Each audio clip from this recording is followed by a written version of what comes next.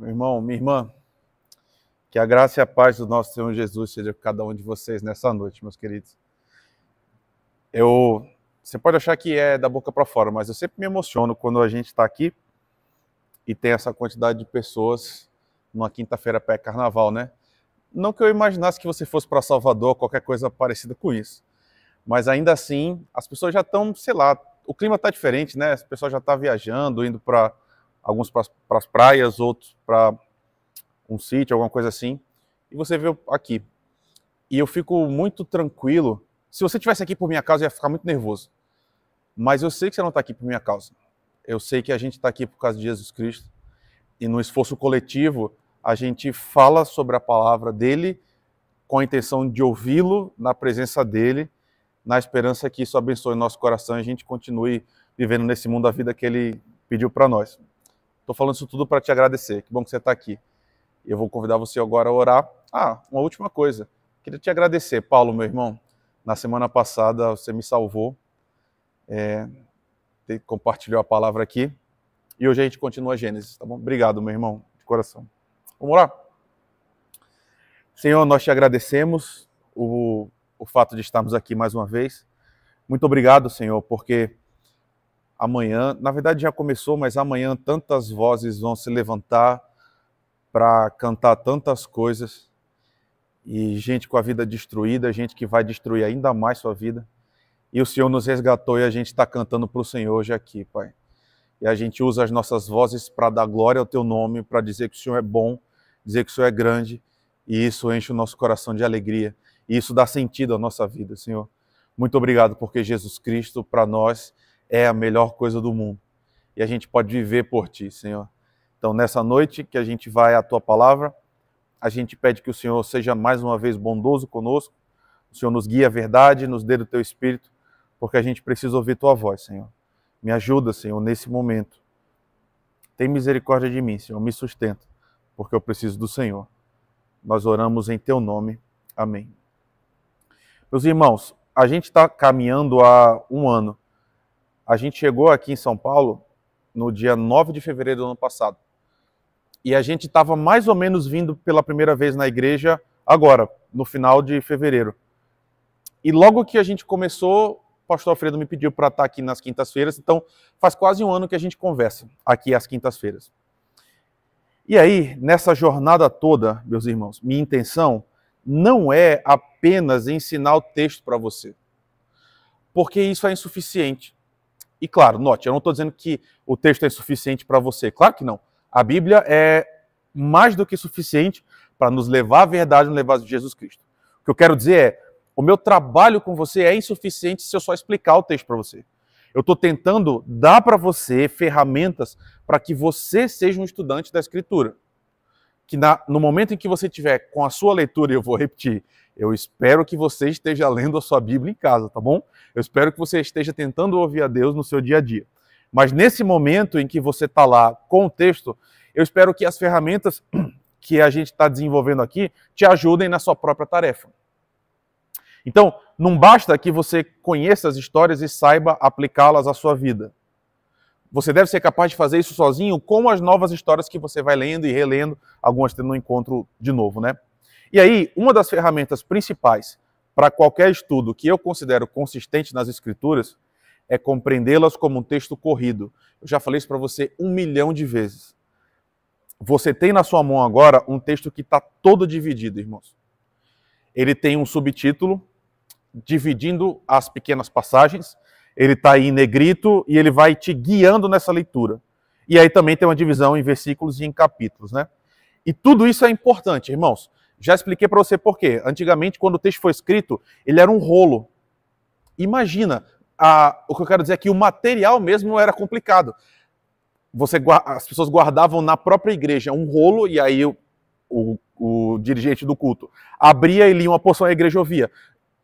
O dirigente não podia falar, abra sua Bíblia em Mateus, porque as pessoas não tinham Bíblia. Porque ter uma Bíblia era uma loucura, né? Imagina, você tinha que ter vários rolos. Mas aí a tecnologia foi avançando, e aí agora cada um tem sua Bíblia. Então, para você poder abrir o texto e ler junto comigo, é bom que ele esteja dividido. Não é ruim. É bom porque está todo mundo lendo a mesma coisa. Contudo, quando o texto foi produzido, quando esses textos nasceram, eles não nasceram divididos. Eles nasceram corridos. É a história do começo ao final, sem divisão, sem quebra, sem saltos. O texto não é isolado um do outro.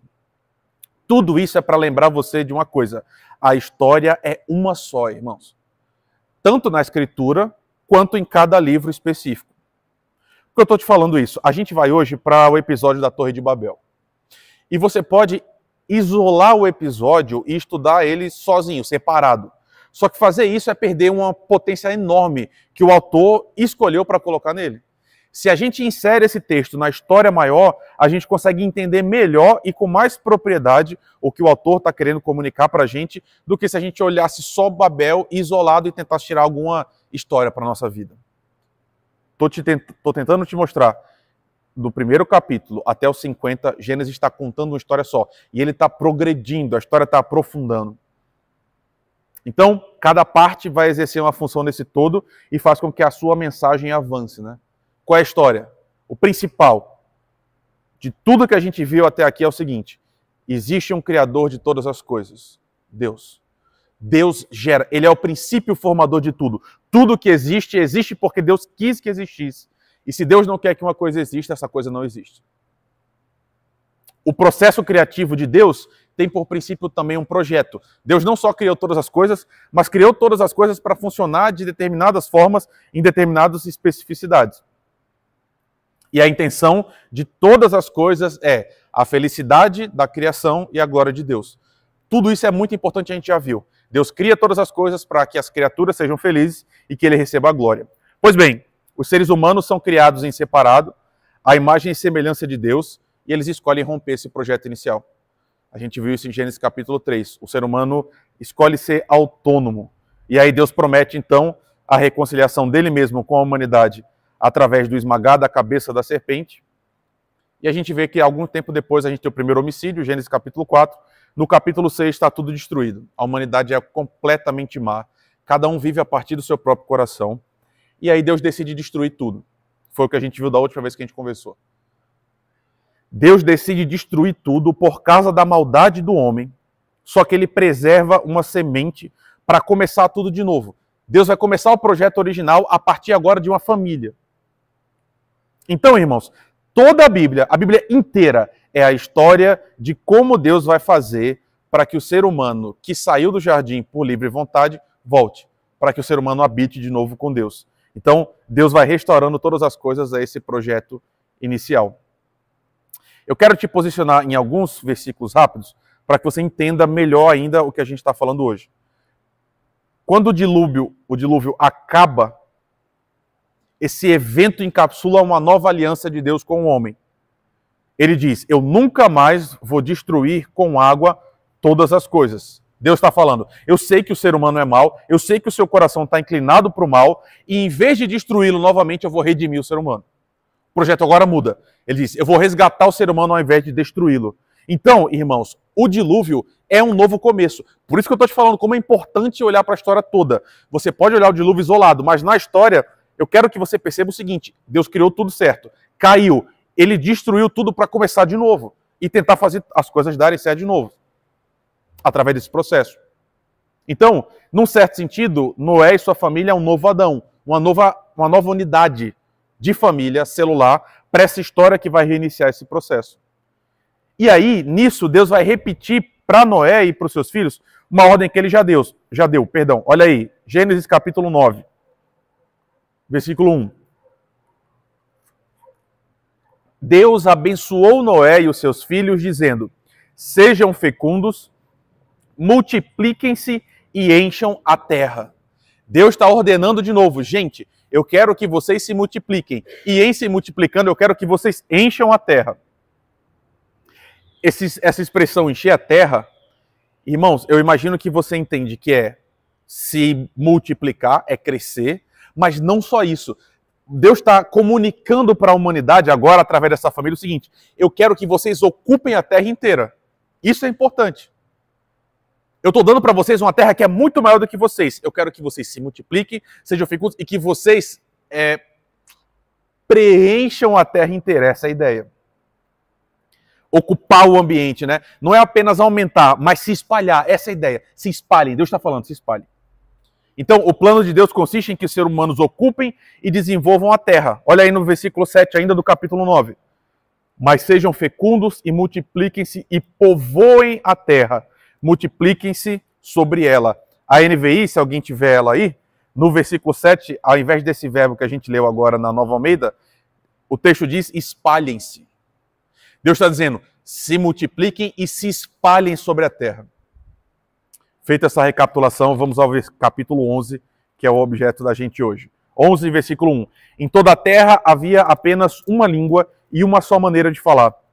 Os homens partiram do Oriente, encontraram uma planície na terra de Siná e habitaram ali. E disseram uns aos outros, venham, vamos fazer tijolos e queimá-los bem. Os tijolos lhes serviram de pedra e o betume de argamassa. E disseram, venham, vamos construir uma cidade e uma torre cujo topo chegue até aos céus e tornemos célebre o nosso nome, para que não sejamos espalhados por toda a terra. Então o Senhor desceu para ver a cidade e a torre que os filhos dos homens estavam construindo. E o Senhor disse, eis que o povo é um, e todos têm a mesma língua. Isso é apenas o começo. Agora não haverá restrição para tudo o que planejam fazer. Venham, vamos descer e confundir a língua que eles falam, para que um não entenda o que o outro está dizendo. E assim o Senhor os dispersou dali pela superfície da terra, e pararam de edificar a cidade. Por isso a cidade foi chamada Babel, porque ali o Senhor confundiu a língua de toda a terra, e dali o Senhor os dispersou por toda a superfície dela. Primeiro versículo, a gente tem aqui, começando esse novo momento da história, a gente tem um cenário, a gente está sendo ambientado. Essa história que a gente acabou de ler acontece depois do dilúvio. Então, aqui a gente já tem gerações que surgem daquela primeira família que vai agora refazer esse plano de Deus. Então, são seres humanos que estão nesse projeto de recomeço do Senhor. As gerações que vieram depois têm a incumbência de cumprir a nova aliança que foi otorgada por Deus. Deus falou, eu vou dar uma nova chance para vocês. O que eles têm que fazer? Se multiplicar e encher a terra. A gente está lendo a história dessas pessoas. E aí, o texto está montando para a gente, eu espero que você tenha percebido isso, uma noção profunda, irmãos, de sintonia, de ressonância. Qual a ideia? Todo mundo tinha só uma língua, uma só maneira de falar. Isso aqui é mais profundo do que dizer que todo mundo tinha só um idioma. Porque assim, você sabe que em tese, no Brasil, todo mundo fala português. Mas eu não sei se você já teve a experiência de estar em outro lugar, bem longe de São Paulo, e as pessoas estarem falando português e você não está entendendo o que as pessoas estão falando. E é desesperador estar numa situação como essa. Eu já tive algumas vezes. Mas as pessoas estão falando a sua língua, mas você não entende. O texto aqui no hebraico, olha como é mais bonito, né? Do que o português traduzido. O texto diz que eles usavam as mesmas palavras. Essa é a ideia. Eles tinham uma língua e usavam as mesmas palavras. É uma ideia, irmãos, de que existia entre eles uma comunicação que era perfeita, que era fluida, que era sem divisões, sem tropeços, sem percalços. Então, todo mundo estava em harmonia. A humanidade toda estava se entendendo muito bem. E estava pensando a mesma coisa, porque eles falavam a mesma coisa, se entendiam perfeitamente. Pois bem, eles começam o texto no cumprimento daquilo que Deus tinha ordenado a eles. Eles estão num projeto de migração. Eles estão buscando novos espaços. Noé sai da arca num determinado ponto e o texto diz pra gente que caminhando eles chegam até a planície da terra de Siná. Então estou tentando mostrar para você que eles estão se espalhando. Eles foram buscar novos territórios. Só que aí eles encontram uma planície, irmãos. E aí a planície é aquela terra, por definição, né, plana. Tá tudo no mesmo nível. É aquele terreno que você compra num lote que não precisa ajeitar. Já está tudo certinho, já está tudo pronto. E essa terra você já conhece, se não reconhecendo aqui com esse nome, Siná, você aprendeu pelo menos no colégio. A gente está falando aqui da Mesopotâmia. Hoje em dia é a região que engloba Iraque, Irã, a Jordânia, por ali. Só que o próprio nome já diz, Mesopotâmia, é uma terra entre rios. Nós temos dois grandes rios, o Tigres e o Eufrates. Entre esses dois rios, a gente tem essa terra, essa planície. Então, irmãos, você também intui isso. Quando você tem água em abundância, você necessariamente, ou quase sempre, tem também fertilidade. Então eles chegam numa terra que ela está o tempo todo irrigada por dois rios gigantescos. Então lá, tudo cresce bem. Tanto que essa terra, ao longo da história, foi entendida e considerada como crescente fértil. É o local onde várias civilizações saíram. Por quê? Era uma terra boa o tempo todo, o ano todo. Então, aquilo ali enchia os olhos para morar. Ela é uma terra que produzia vida. E eles chegam lá. E aí a gente chega, irmãos, aqui num ponto também, versículo 3, fundamental. Aparece, e talvez, olha só, talvez você não tenha percebido isso, mas vai desempenhar para nós um dispositivo fundamental do texto, que é a tecnologia. A tecnologia aqui vai ser um elemento fundamental do texto. E aí, quando a gente fala de tecnologia, você provavelmente, primeiras imagens que vem na sua cabeça, quando se fala em tecnologia, quase sempre a gente pensa em celular, né? Ou supercomputadores, ou falando agora de inteligência artificial, que é esse negócio que a gente não entende direito o que é, mas estão dizendo que é importante para a gente, né? Só que, isso é tecnologia? Sim. Só que tecnologia é muito mais do que isso. Qualquer ferramenta, qualquer dispositivo ou processo que surja para resolver problemas ou melhorar a vida é tecnologia. Você, meu irmão, minha irmã, vive num mundo bastante tecnológico, antes até do celular. Alguns aqui, ou vários aqui, nasceram e passaram boa parte da vida sem celular. Mas era um mundo tecnológico mesmo sem ele. Vou te dar um exemplo de tecnologias importantes, que hoje a gente considera supérflua. Uma é geladeira. Irmão, eu acho que você entende que geladeira surgiu um dia desse na história da humanidade, certo? E é fundamental para a nossa vida. Sabe outro que eu fiquei pensando? O vaso sanitário, irmãos. Você já parou para pensar o que era uma vida... Não pense muito, certo? Para a gente continuar indo bem. Mas o que é uma vida sem o vaso sanitário? Talvez alguns de vocês tenham tido alguma experiência nesse sentido. Mas talvez você não saiba, eu também não sabia. Mas o primeiro vaso sanitário surge em 1596, um dia desse. Tecnologia. Outra coisa que surgiu relativamente recente é a escova de dente, irmãos. Imagina a sua vida sem uma escova de dente. Tudo isso aqui eu estou tentando te mostrar o seguinte. Tecnologia não necessariamente é esse celular. Tecnologia também são esses dispositivos que aparecem. E no nosso texto vai aparecer uma tecnologia fundamental. Você me diz, qual é? Tijolo, irmãos.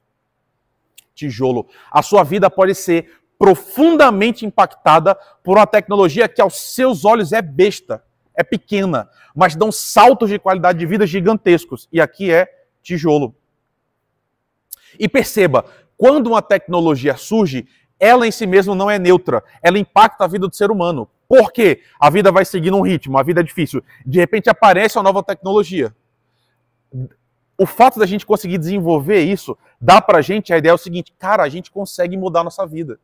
E conseguindo mudar a nossa vida, a gente consegue melhorar a nossa vida. Então a gente consegue construir uma vida cada vez melhor.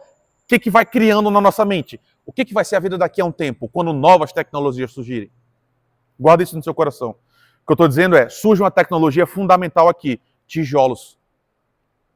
Chegando nessa região, eles encontram, meu Deus, como é o nome? Argila. Eles encontram argila. E aí eles descobrem que eles podem fazer tijolos. E queimando bem os tijolos. Qual a ideia? Fica seco, enrijece e eles agora estão protegidos, irmãos. E eles conseguem agora produzir habitação para si próprios. Que gera tanto proteção, as mais variadas possíveis, proteção contra outros animais, proteção contra as intempéries, proteção. E também conforto. Essa região também era cheia de betume, que é piche.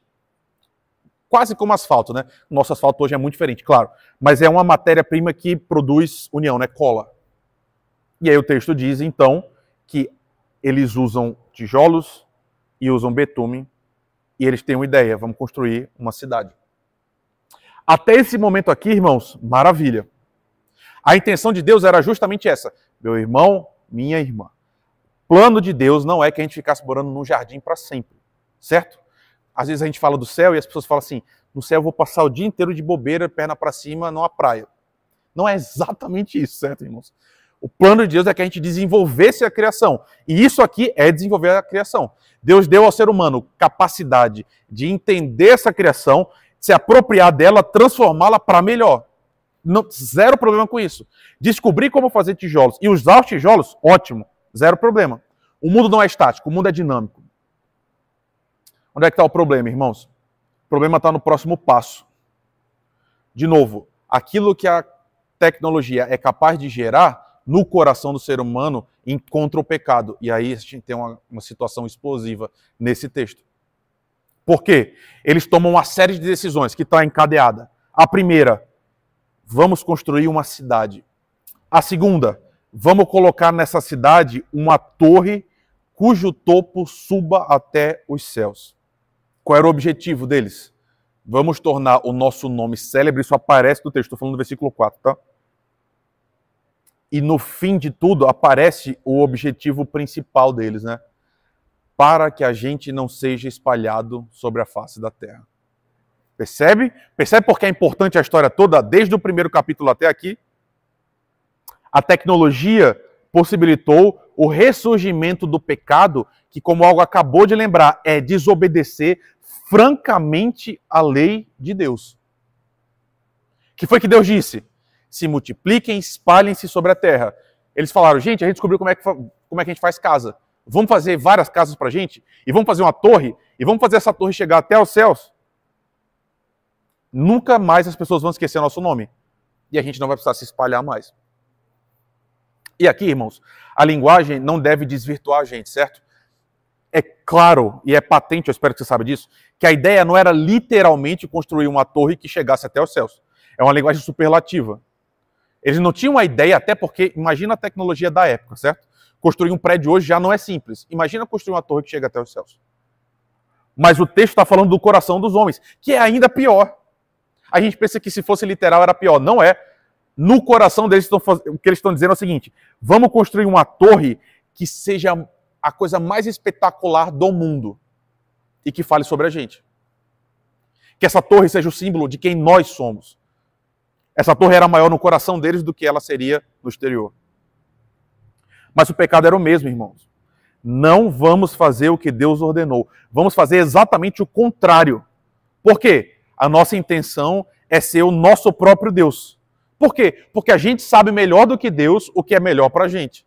Deus nos criou e nos deu ordens. A gente olha e fala, não, a ordem de Deus é ruim.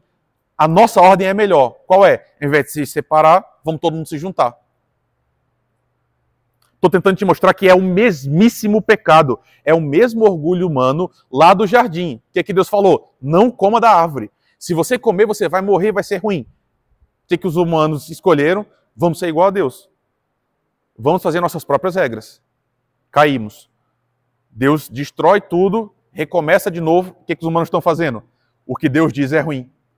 A gente sabe o que é melhor para a gente mesmo. Vamos a gente fazer o que a gente quer fazer. Então, o texto é construído também cheio de ironias, irmãos, para mostrar quão fúteis são os homens. Por quê? Eles desenvolveram uma tecnologia que era simples, que era pequeno.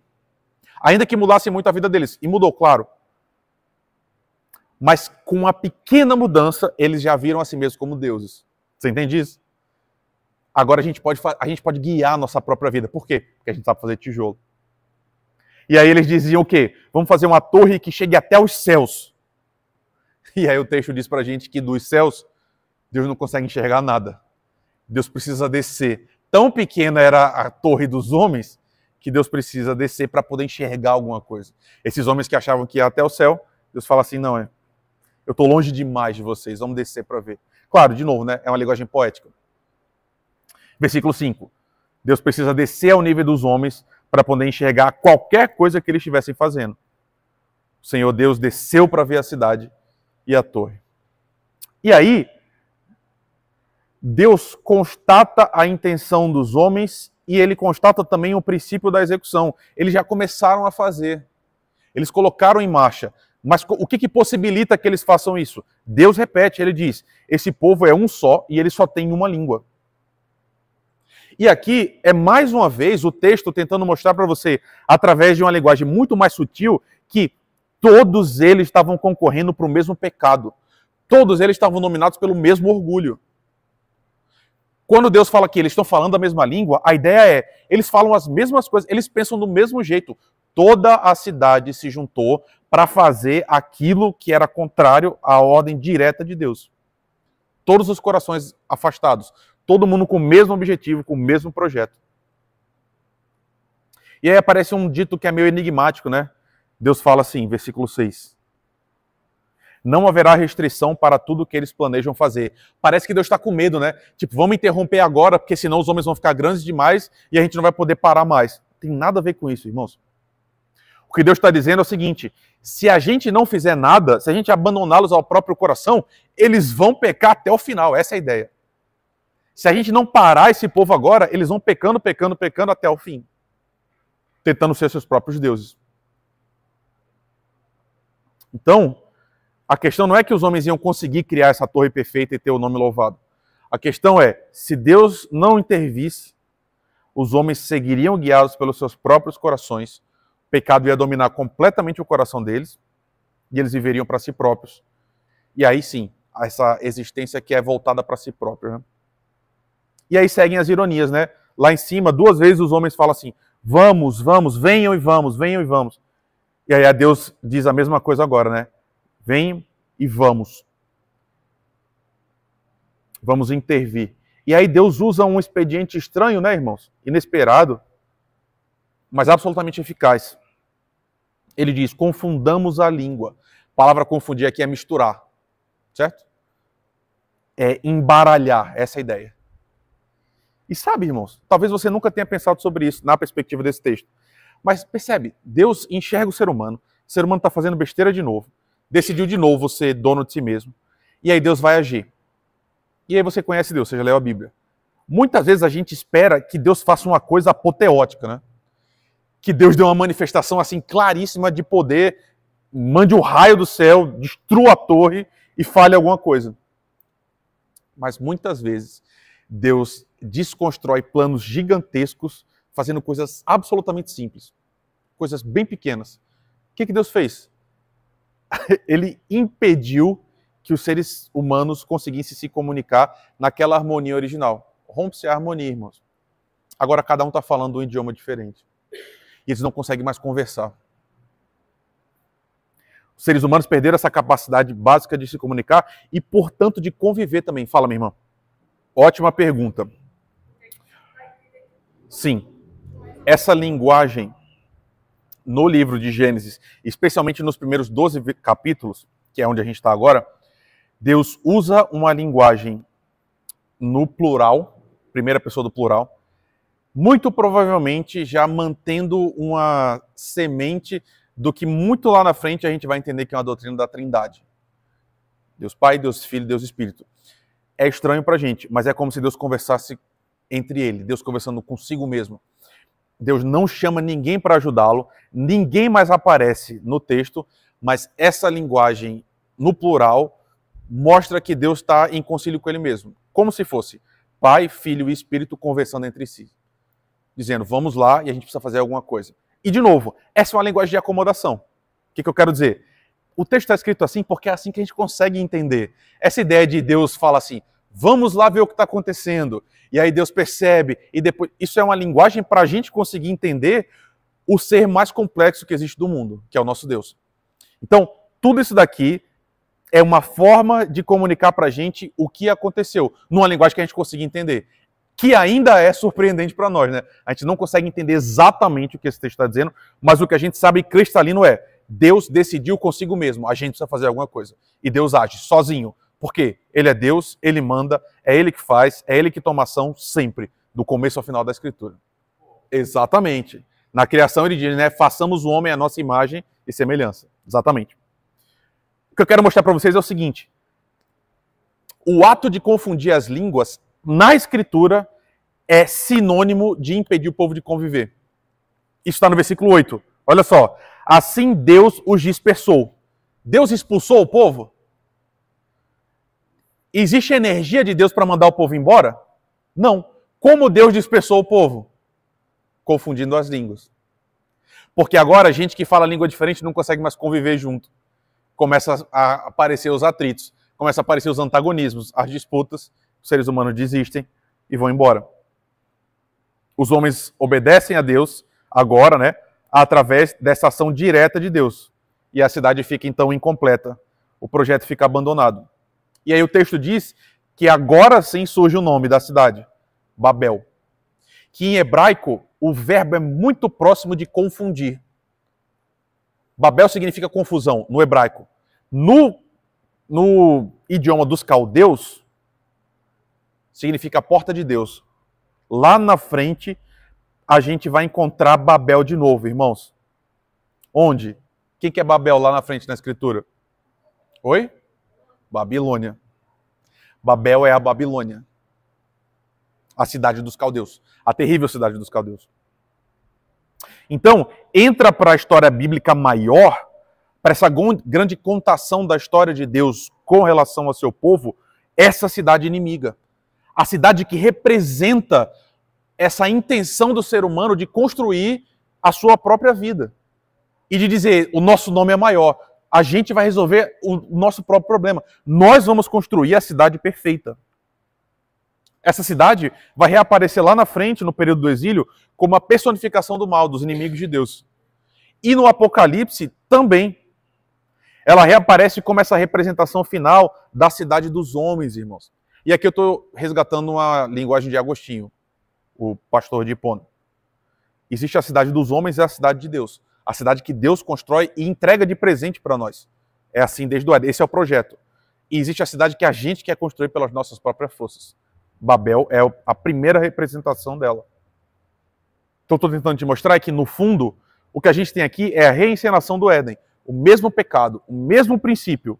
A gente não vai obedecer a Deus porque a gente vai ser o nosso próprio Deus. A gente quer ter nosso nome louvado. A gente quer ser engrandecido. A gente quer ser adorado. Isso aqui, irmãos, é o pecado humano na sua expressão mais crua. É a história da Escritura mostrando que depois do dilúvio, o coração do homem continua igual, irmãos.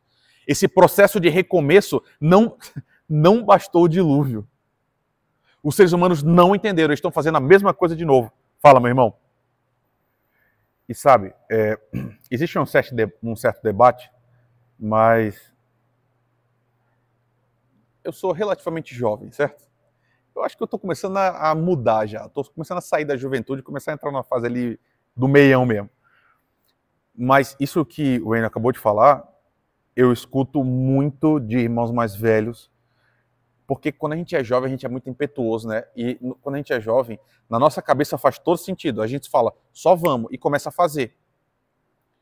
E por não consultar Deus, por não ouvir a voz de Deus nesse conselho de multidões também, né? Lá na frente, a gente dá com os burros na água numa coisa que a gente tinha certeza que ia dar tudo certo. E aí, vez por vez, a Escritura está mostrando que por falta de ouvir a voz de Deus e obedecer à voz de Deus, mesmo que seja contraintuitivo, porque, irmãos, Deus manda a gente fazer umas coisas que a gente pensa, não é possível que esse seja o melhor caminho. Se a gente quer ser feliz, se a gente quer construir a vida perfeita, por que a gente vai se espalhar? Não é melhor ficar todo mundo junto? Se ficar todo mundo junto, a gente se protege. Então, exatamente. Sim. Não era o caso, definitivamente, né? Sabe, irmãos, eu não sei se você conseguiu entender. E esses últimos 10 minutos, eu vou tentar te mostrar agora por que esse texto é absolutamente maravilhoso. Maravilhoso por ser terrível, certo? Ele é um espelho para a gente. A gente tem aqui o arquétipo da cidade dos homens. Arquétipo é como se fosse o símbolo maior. Tudo se espelha nele. Tudo o que a gente fez depois, a Escritura inteira e até hoje o mundo que a gente vive é a representação exata dessa mesma história. Porque hoje, irmãos, eu estava antes de vir para cá, eu faço isso todos os dias. Eu sempre escuto o jornal. E ouvindo o jornal, eu estava vendo essa mesma história acontecendo hoje. Por quê? Seres humanos hoje ainda estão tentando construir a cidade perfeita. Você entende isso, irmãos? Até hoje, todos os seres humanos estão tentando ainda ser o seu próprio Deus. Ainda estamos desafiando as ordens diretas de Deus. Deus diz, viva desse jeito. Que jeito é esse? O jeito que Jesus viveu. As pessoas falam, não, a gente vai viver do nosso jeito, porque o nosso jeito vai ser melhor. A gente vai construir a vida perfeita para a gente se a gente viver de acordo com o nosso jeito. E a gente vai conseguir, desse jeito, construir uma sociedade perfeita, que não vai ter guerra, não vai ter fome, não vai ter dor, e aí se lançam nesse trabalho. E sempre o que acontece é exatamente a mesma coisa aqui. Tentando deixar mais claro, a gente está vivendo num mundo ainda, irmãos, de inovações tecnológicas. E elas prometem resolver os problemas todos. Sabe, há pouquíssimos dias eu vi uma notícia que, usando inteligência artificial generativa, que é o último modelo que a gente tem, né? Colocando os inputs, um cientista fez com que ela resolvesse em 2 dias uma questão que eles estavam anos tentando resolver e chegou no mesmo resultado. E ele ficou super assustado.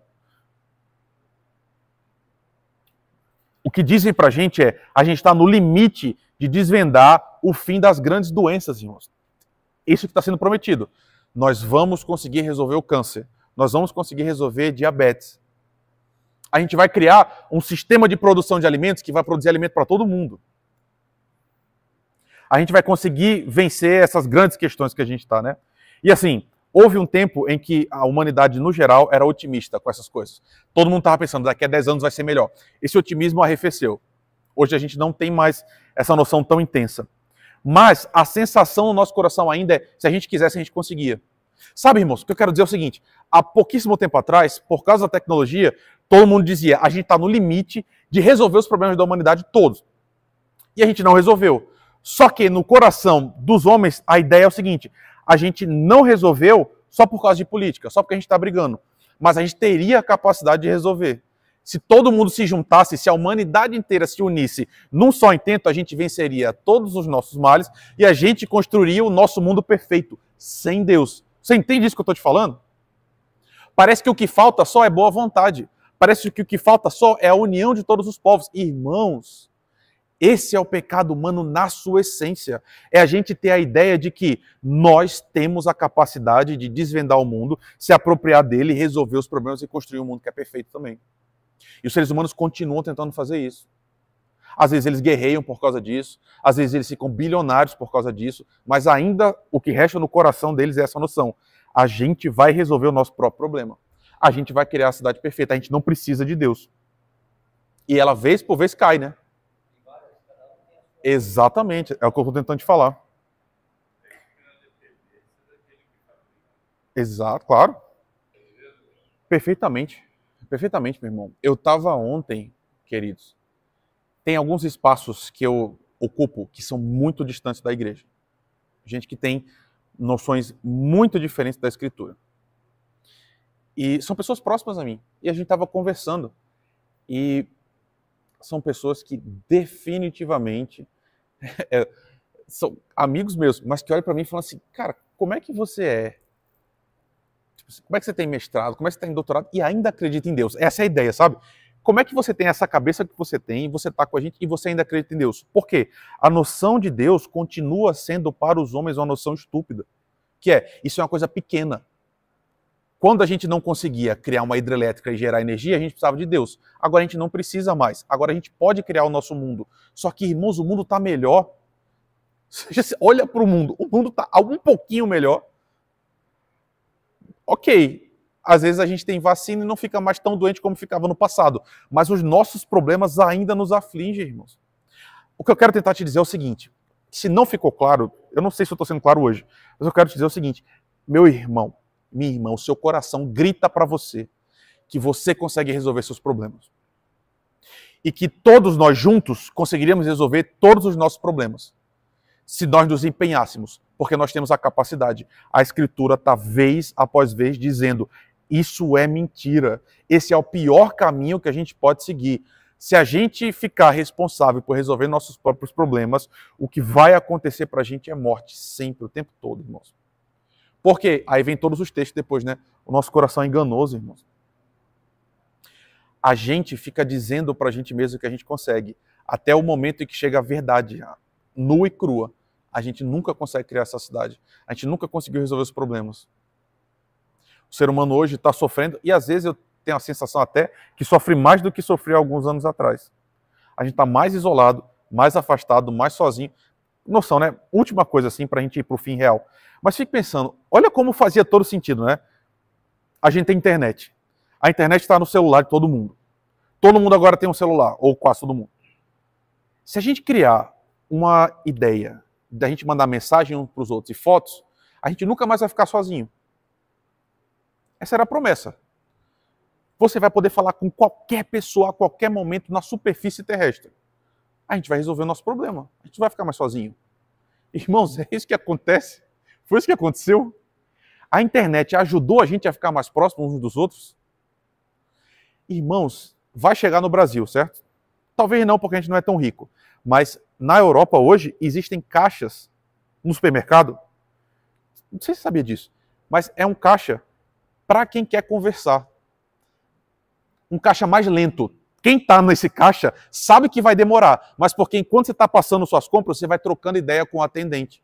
Por quê? O seu celular deixa você falar com qualquer pessoa do mundo, mas a gente nunca esteve tão afastados uns dos outros como a gente está agora. Irmãos, aí nesse aspecto eu sou jovem. Ah, é?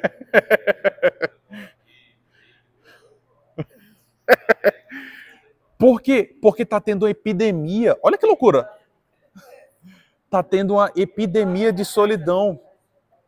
Tem noção disso, irmãos? E assim, eu pessoalmente, irmãos, a minha idade é terrível, terrível. Não a minha idade agora, mas ter 36 anos agora é terrível, porque eu tenho um pé no mundo como ele era antes, eu peguei o finalzinho, e eu tenho um pé no mundo como ele é agora. Eu vi essa transição acontecer.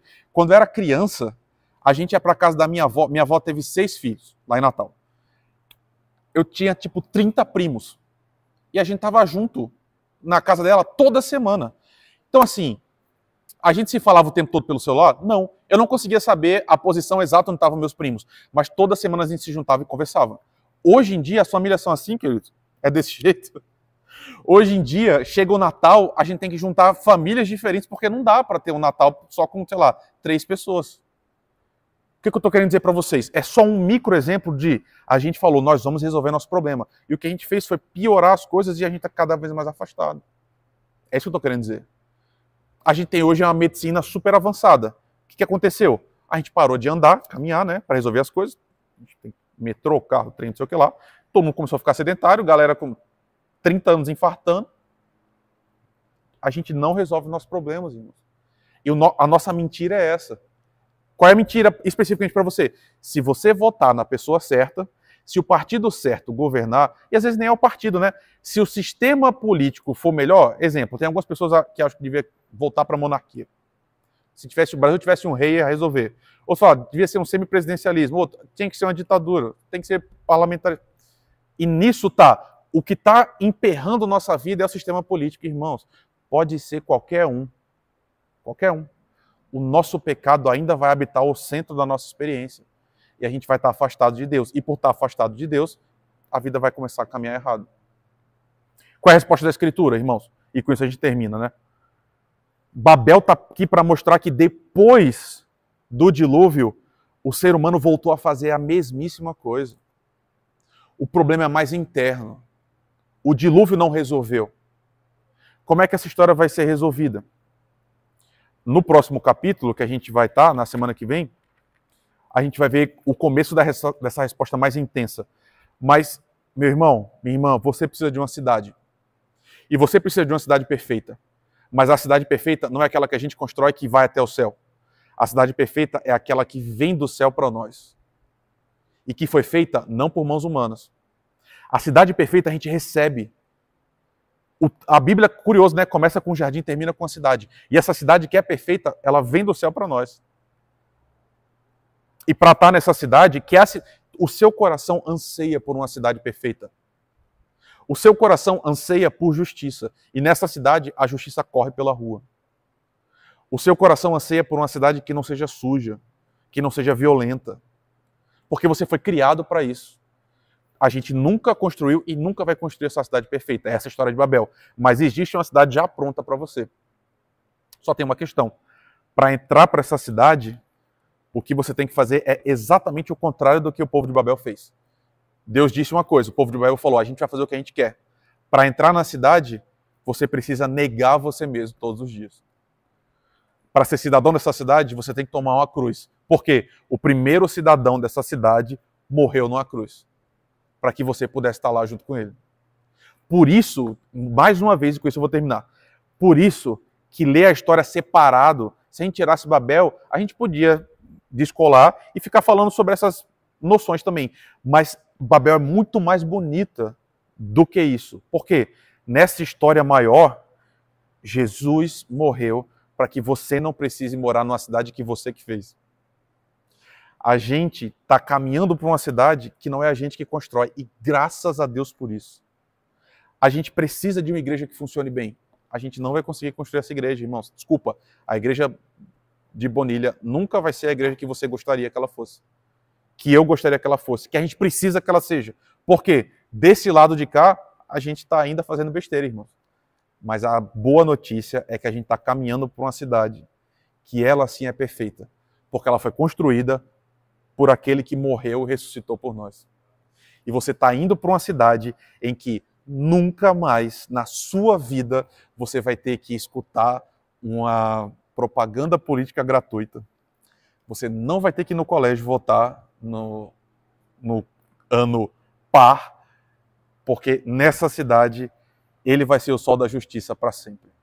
Não vai ter assalto, não vai ter morte, não vai ter dor. A gente está caminhando para ela porque a gente recebe ela direto de Deus. Tem misericórdia da gente, Senhor, porque nós precisamos de Ti. A gente quer estar nessa cidade que o Senhor desenhou para nós, Pai. Muito obrigado, porque o que o Senhor para nós o que o Senhor sonhou para nós é muito maior do que aquilo que a gente sonha para a gente mesmo, Pai. E todas as vezes que a gente tentou resolver nossos próprios problemas, o que a gente gerou foi morte, dor, sofrimento. E a gente te pede que o Senhor nos dê a grandeza de te obedecer, Senhor. Porque o Senhor sempre prometeu para a gente: coloque sua vida na minha mão, confie em mim, me obedeça, que eu vou dirigir a sua vida. E eu quero que seja assim comigo, quero que seja assim com meus irmãos, Pai. Nos livra, Senhor, de sermos os responsáveis por nós mesmos. Nos livra de ter que viver uma vida desesperada porque a gente está tentando correr atrás daquilo que a gente não consegue resolver, Pai. E obrigado, porque o Senhor disse para a gente: não se preocupem com o dia de amanhã, eu vou cuidar de vocês até o fim. Que a gente confie em Ti, Senhor. Que nós sejamos o povo que obedece, o povo que caminha contigo, para a glória do Teu nome e para a nossa alegria, Senhor. Ser conosco, é o que te pedimos, no nome de Jesus. Amém. Irmãos, eu passei